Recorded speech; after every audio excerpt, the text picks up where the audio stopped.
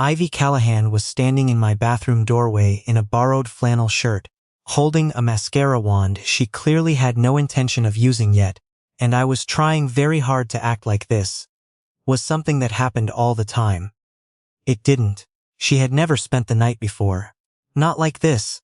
The couch, yes, twice, after late nights that turned into early mornings and neither of us wanted to call a cab in the snow. But last night was different. Because last night her whole building lost heat in the middle of a January cold snap, and she had texted me at 11:30, saying so hypothetically, if a person needed somewhere to sleep, and I had texted back, "My couch has always liked you better anyway." And that was that. Now it was 7:40 in the morning, and she was borrowing my flannel because her overnight bag had apparently been packed by someone who did not expect to need real clothes. And I was making coffee like that was the most important thing happening in my kitchen. She leaned against the doorframe. "Do you have a mirror that isn't directly above your sink? This one's too close. There's one in the hallway." Why does anyone need a hallway mirror? Ivy. Fine. She disappeared around the corner. I had known Ivy since my second year at the University of Toronto, which meant I had known her for almost 6 years. We met in a film theory elective neither of us needed, but both of us enjoyed complaining about. She sat 1 row ahead and 2 seats over, and spent the first lecture very visibly not taking notes, and still somehow knowing every answer when the professor called on her. Afterward, I told her that was annoying, and she said most people led with a hello, and I said I was not most people, and she said that much was clear.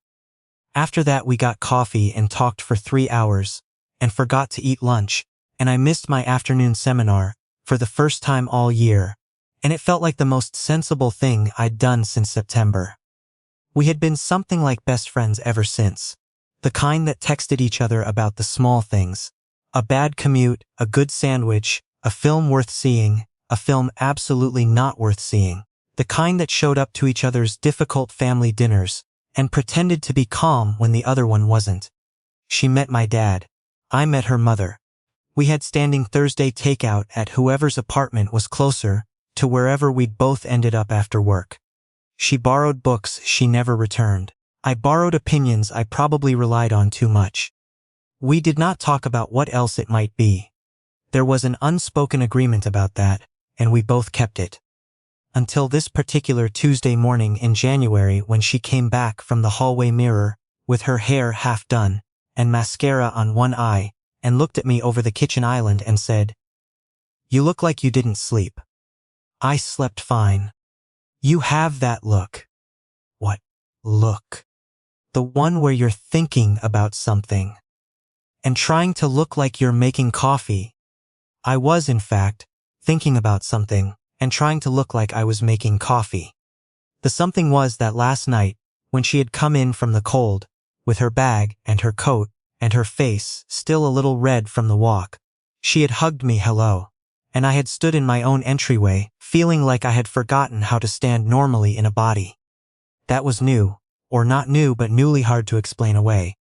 "I'm making coffee," I said. She looked at me for another second, then went back to the mascara. The coffee finished. I poured 2 mugs and didn't say anything else, and she came to the island and wrapped both hands around hers and looked out my kitchen window at the frozen street below, like she was deciding something. Then her phone buzzed, and the moment, if it was one, ended. "Building's heat is back," she said. "Of course it's back." "You sound disappointed." "I'm not disappointed." She did not sound entirely sure. "I just had coffee plans." "You still have coffee? It's right there." She gave me a look, not annoyed, something quieter, which was harder to know what to do with. Then she pulled up her calendar, and I watched her face go from quiet to the specific version of controlled that I knew meant something was wrong. "I forgot," she said. "What?" "The Henderson shoot is today. 4 o'clock. She set the mug down. "I said I'd do the setup walkthrough by noon, and I have exactly nothing prepared, and my equipment is at my apartment." Ivy was a photographer. She had been doing commercial work for 3 years, enough to pay rent in a city that made that increasingly difficult. And she also shot a few personal projects she never let clients rush her on. The Henderson account was a big one, a design firm in the distillery district that wanted quarterly brand photography. Today was the first shoot of the year. Okay, I said. Do you need to get there now? I need to be there in. She checked the time, 4.5 hours, which sounds like plenty, except my lighting equipment is in my apartment. And my apartment is 20 minutes from here, and I have zero of my notes, and the client's brief is on my laptop, which I did not bring because I was hypothetically just spending the night. Go, I'll drive you. You have work. I work from home on Tuesdays. She looked at me with the expression she had when she was weighing something. You don't have to, Ivy. She grabbed her coat. The drive to her apartment in the annex took 22 minutes because of a streetcar blocking the intersection at Spadina, which Ivy handled by finding 3 alternative routes on her phone and quietly abandoning all of them when they turned out equally bad. I found parking while she ran up, and she came back down in 11 minutes, in different clothes, carrying 2 bags and a soft case for her tripod, and looking like she had composed herself on the elevator. Thank you, she said, loading the bags into my back seat. It's 20 minutes. Still, she got in. You didn't have to.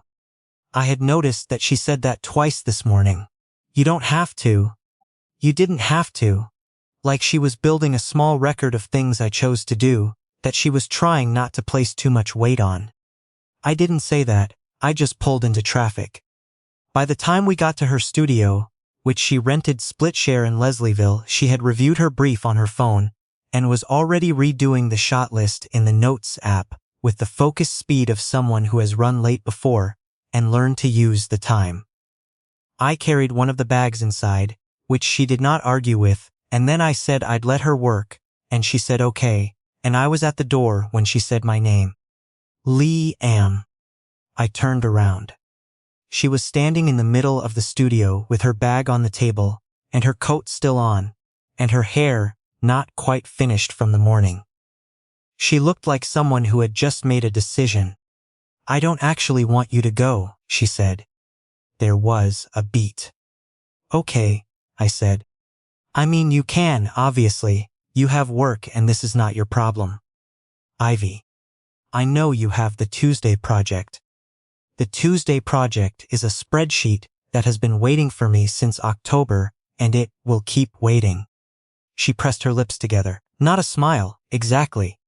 The thing before, a smile that she did when she didn't want to give it away too fast.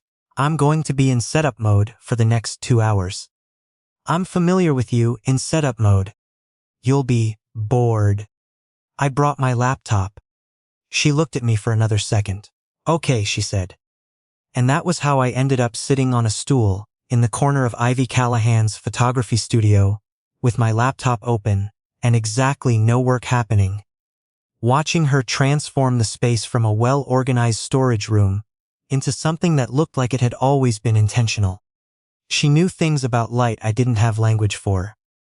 The way she moved a reflector 2 inches and said there without explaining why. The way she stood back and looked at the setup. Like she was reading something the room was trying to tell her. I had been to her shoots a few times before. I still watched like it was new. Around 11, she stopped in front of the setup, one hand on her hip, looking at the backdrop like it had done something mildly wrong. What? I said. Nothing. Just, she tilted her head. The light from the north window is reading a little cold. I might need to add a warm gel on the key. Is that a problem? It's a solvable problem. You say that about everything. She glanced at me. Most things are. And the ones that aren't? She looked back at the backdrop. Those you just have to sit in for a while, until they tell you what they need. I was not entirely sure she was talking about light anymore. At noon she went to get lunch, 2 sandwiches from the place, 2 blocks over, that she liked because they put dill in the egg salad, which I had always considered an act of bravery. I cleared space on the work table. We ate standing up because neither of us had pulled out the chairs. How's the Henderson brief? I said. Good, Clear. They want clean lines, not too staged, which is the kind of direction I actually like because it means they trust me to have an eye instead of micromanaging the frame. Do clients often do that? Some. Not maliciously. They just have an idea of the photo they want, and it doesn't always match the space. Part of the job is redirecting without making them feel redirected. That sounds exhausting. It is. It's also the part I'm apparently quite good at. She said it without vanity, just fact. My old photography professor told me I had a gift for making people feel like their idea got better instead of replaced. He wasn't wrong. She looked sideways at me. You've never seen me redirect a client. I've seen you redirect me. That's different. Is it? She put the sandwich wrapper in the bag and didn't answer that. Which was itself a kind of answer. At 2:30, the Henderson clients arrived. 3 of them. The creative director, a junior designer who looked like this, was her first client shoot.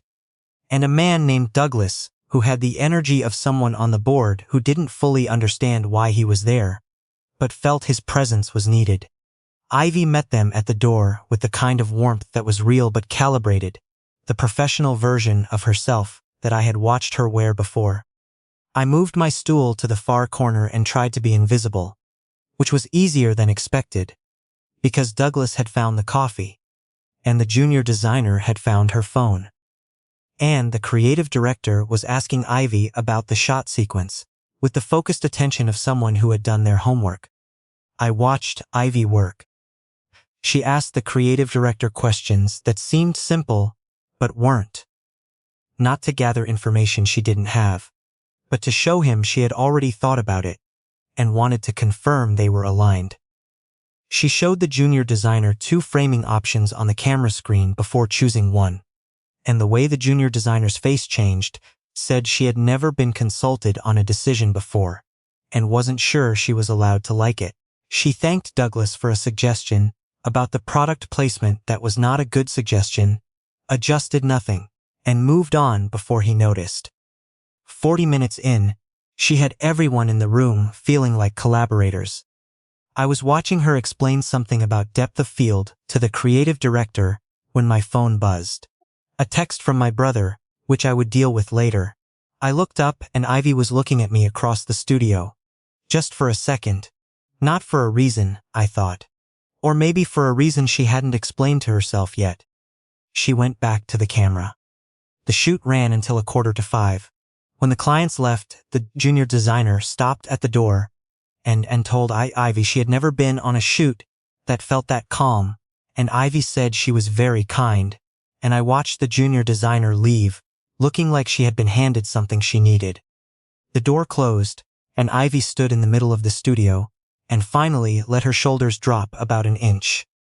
That was good, I said. I think so. She started gathering her light stands. Douglas was a wild card, but he found the coffee early so he stayed occupied. You were watching him the whole time. You watch the room when you're shooting, you have to. You also looked at me. She stopped folding the stand. I did. Twice. She picked the stand back up and didn't say anything for a moment. You were being very quiet and useful in the corner. I was sitting on a stool doing nothing. That's what I said. She moved to the next stand. You made the room feel less like a room that needed things from me. I set my laptop in my bag and came around the work table. Let me help. You don't have to. Ivy. She stopped, looked at me. I was close enough that I could see the tiredness she was finally letting show, and underneath it, something that had been there all day, and neither of us had found the word for. You keep saying I don't have to, I said. I know I don't have to. I'm here because I want to be. I've been here because I wanted to be for a long time. The studio was quiet. Outside, a TTC bus went by, muffled through the wall. That's a very specific thing to say, she said finally. I know. In the middle of packing up a lighting kit. I know that, too. She set the stand down. Her eyes moved over my face the way she looked at a setup, looking for the thing that was already true but hadn't been acknowledged yet. How long? She said. is a long time. Longer than I handled it well. She exhaled slowly, then quietly, me too. That was it. 2 words. And the whole 6 years rearranged themselves into something that had been this shape for a while. And I had just not looked at it straight. I moved a little closer. She didn't move back. We should probably talk about this, she said. We are more than this. I know. Her hand came up and pressed flat against my chest, not pushing, just landing there like she was checking something was real. I've been careful, she said. For a long time I've been very careful because I did not want to be wrong about this and lose you over being wrong. You're not wrong. Her fingers tightened slightly against my jacket. Liam. You're not wrong, Ivy. She closed her eyes for 1 second. When she opened them, she was closer. I didn't know if she had moved or I had. It didn't matter. I kissed her in the middle of the studio, with the lights still warm overhead and a half-folded reflector leaning against the wall and her camera bag sitting open on the floor. It didn't feel dramatic. It felt like a door I had been standing in front of for 3 years, finally opened from the other side. She kissed me back without hesitation, one hand still against my chest, and the other coming up to my collar like she had been waiting to have something to hold on to. When we pulled apart, she kept her forehead close to mine. I'm going to need a minute, she said. I'm not going anywhere. That's part of why I need the minute. I laughed. She did too, softly, and the sound of it did something the rest of the evening had not finished doing. We finished packing up the studio together. She handed me things and I loaded the bags, and it was completely ordinary, except that every time our hands crossed each other, she didn't move hers away, and neither did I. At one point she stopped in the middle of rolling a cable and just looked at me with the unguarded version of her face and said, "This is going to change everything." And I said, "Most of it was already this. We just didn't call it that." And she stood there for a moment and then went back to the cable. On the drive back, she sat in the passenger seat with her coat in her lap and her shoes off on the floor mat, because she did that in cars when she was comfortable, and her hand was in mine across the console. Neither of us talked much. The highway out of the distillery district was slow with evening traffic, and the city was doing its thing outside the window, all lit up and indifferent, and I didn't mind the traffic for once. At her building, she said, "Come up." I found parking. The apartment was warm. The heat had been back since morning, like she'd said. She dropped her bag on the kitchen chair and turned on the lamp in the corner, which she always did first, and the apartment went from dark to the specific warmth I associated with being here in the evening. She made tea because she said coffee at 6:30 would betray her sleep entirely, and I said I agreed, which I did not entirely, but I was not going to say so tonight. We sat on the couch with our mugs and the city outside her window, going quiet in that particular way. Toronto went quiet in January, which was not really quiet, but a specific low-level hum under the cold. "Tell me something I don't know," she said. It was a thing we had done for years, not a game exactly, just a way of keeping the conversation open. I thought about it. When you first showed me your portfolio, I said, 3 years ago, the Ferry to Center Island series. I didn't tell you the whole truth about it. She looked at me over her mug. What truth? I said I liked it. I remember. I meant I thought it was the most honest thing I'd seen in a long time. The one of the old man feeding the birds. I've thought about that photograph probably once a week since you showed it to me. She was quiet for a moment. You never told me that. I know. I didn't know how to at the time without it, meaning more than I was ready to say it meant. She turned to face me more fully on the couch. I have one too. Okay. You drove 4 hours to Sudbury with me when my grandmother was in the hospital because I called you at midnight and said I didn't want to drive alone. You didn't ask any questions. You just said, "Give me 10 minutes," and showed up. Your grandmother was in the hospital. Liam, people don't do that. I do. I know. Her voice was careful. That's what I'm saying. I looked at her. She looked back. This was the version of Ivy I trusted most. Not because the composed, capable, professional version wasn't real, but because this one was harder to access, and she was letting me in without hedging it. "Leave a comment," she said suddenly, and then laughed at herself. "Sorry, force of habit. I've been editing so many posts this week." "What would you ask them?" she thought. "If there's a moment you realized you'd been calling something by the wrong name for too long." I picked up my mug. "What would you say?" 6 years. She looked down. "Tuesday mornings. The way you show up. I think I've been calling all of it by the wrong name for 6 years. She looked back at me. "That's what I'd say." I set my mug on the table. She watched me. I reached over and took her hand and she let me. "Then let's call it the right thing," I said. She turned her hand and held mine back, and it was not a beginning exactly. It was more like a word we had been meaning, and finally said out loud. That night I stayed later than I planned. And neither of us mentioned that I had work tomorrow, or that she had a 9 o'clock delivery of the Henderson proofs, or that her coat was still on the chair by the door from this morning. And neither of us had moved it. Some weeks later, her colleague Priya came by the studio to return a lens filter and caught us in the kitchen doorway and said, "Finally," in the flat tone of someone who had been waiting for confirmation on a thing they'd known for a long time. Ivy told her she was exaggerating.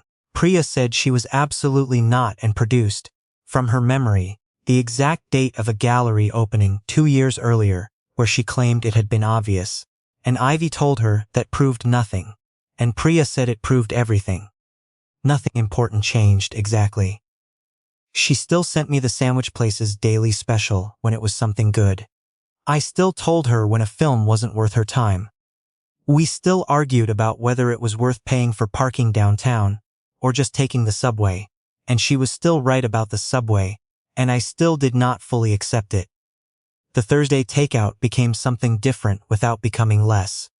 The books she borrowed she still did not return. The opinions I borrowed from her I relied on more than ever, and honestly, she probably knew it. The only thing that changed was the name we gave it. And it turned out that name had been a long time coming. I think about the drive back from Leslieville a lot. Ivy's hand in mine across the console, her shoes off on the floor mat. The way she always did when she felt at home somewhere. 6 years of Thursday takeout and borrowed books and showing up. And neither of us had said the actual word for any of it. Not because we didn't know. Because we were both, in our own way, trying to be careful with something we didn't want to break. What I've come to understand is that the careful thing and the right thing aren't always the same. I spent a long time treating my feelings like a liability. Something to manage, to keep from spilling over into the one friendship I didn't want to lose.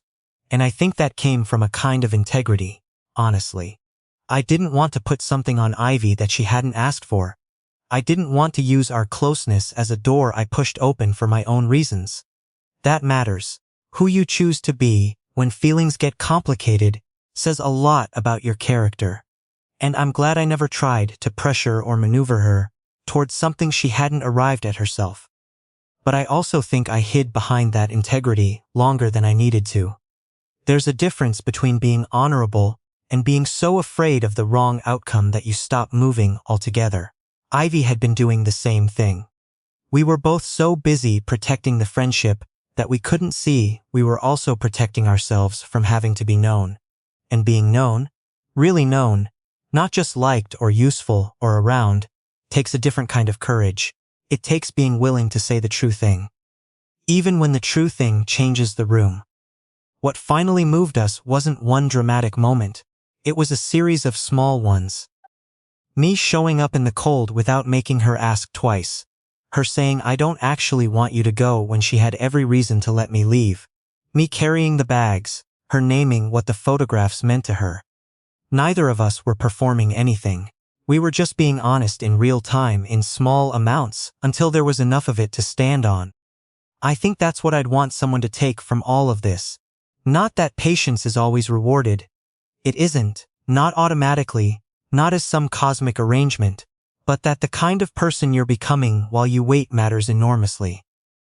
I was learning, during those 6 years, How to show up without needing credit for it. Ivy was learning how to let herself be helped without calling it a weakness. We were both, slowly, developing the kind of clarity that makes honesty possible. The kind that doesn't need perfect timing, just enough self-knowledge to say this is what it is when the moment arrives. Whatever good came out of that Tuesday in January came from things we had each been quietly building for years. The decency to not push, the awareness to notice what was actually happening between us, and the willingness, when it finally came to it, to not let fear write the ending. That's still the thing I come back to. Not the kiss in the studio, not the drive home, not Priya saying finally with that particular face of hers. It's the moment. Ivy said I've been calling it the wrong name for 6 years, and I reached for her hand and she held it back. Two people being honest at the same time. It sounds small. It wasn't,